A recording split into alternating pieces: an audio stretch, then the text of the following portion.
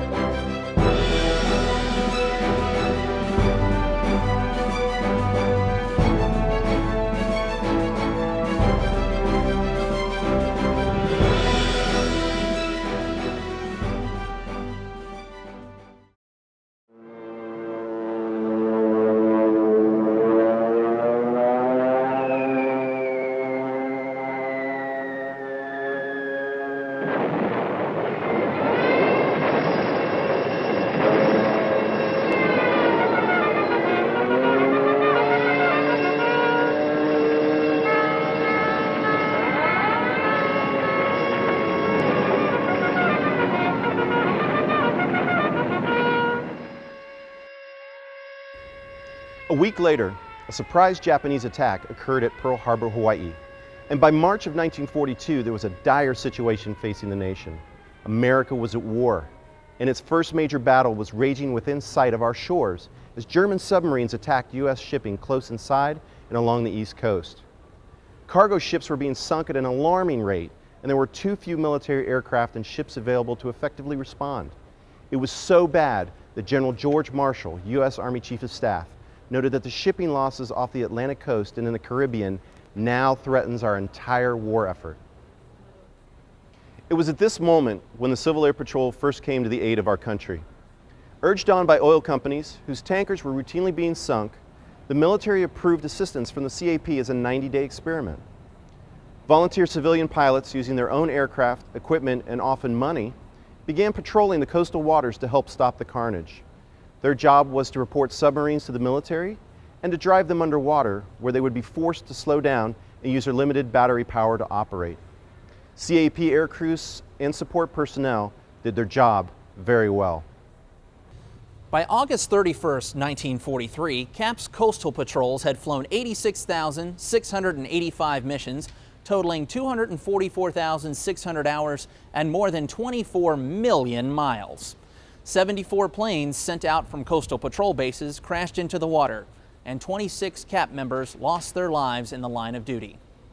Elsewhere, CAP's airborne missions in the U.S. during World War II included border patrols, target towing for military trainees, fire and forest patrols, searches for missing people and aircraft, disaster relief, emergency transport for people and supplies, and orientation flights for future pilots.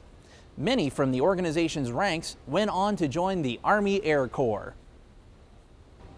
Every state contributed to the war effort, and Ohio was definitely one of them, with cities like Cincinnati playing a vital role in troop movements through Union Terminal, and its major companies like General Electric and Procter & Gamble helping to supply the war effort, and the experimental and training fields at Wright-Patterson Army Air Base in Dayton. It made sense that Ohio's Civil Air Patrol would help as much as possible to win the war. In addition to providing various other war and military support roles in the area, Ohioans staffed a significant number of coastal patrol bases and played a critical role in spotting Nazi U-boats in the Gulf of Mexico and along the Atlantic coastline. Unfortunately, a number of Buckeyes lost their lives during the war as well. Ohioans like Margaret J. Bartholomew, whose aircraft crashed after conducting vital courier operations. Our founding members of the Civil Air Patrol, the U.S. Air Force Auxiliary, risked life and limb to help protect their home front during the early days of World War II. They weren't looking for recognition, but 7 decades later, they're receiving it. President Obama signed into law legislation to award the Congressional Gold Medal to the World War II Civil Air Patrol veterans for their volunteer service during the war. More than 120,000 members stepped up to support the military effort to help keep our nation secure. In fact, a new CAP website provides full coverage of CAP's Congressional Gold Medal journey, including vintage photos, biographies of living World War II veterans, nationally renowned veterans, B-roll video, and blog posts.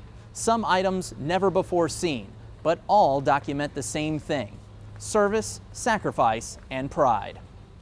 Senator Tom Harkin from Iowa, who introduced the Senate legislation in February of 2013, hailed the approval of the Congressional Gold Medal by stating, "The men and women of the Civil Air Patrol stepped up and served their country when it needed them during the darkest days of World War II, and it's time we recognize them and thank them for their service."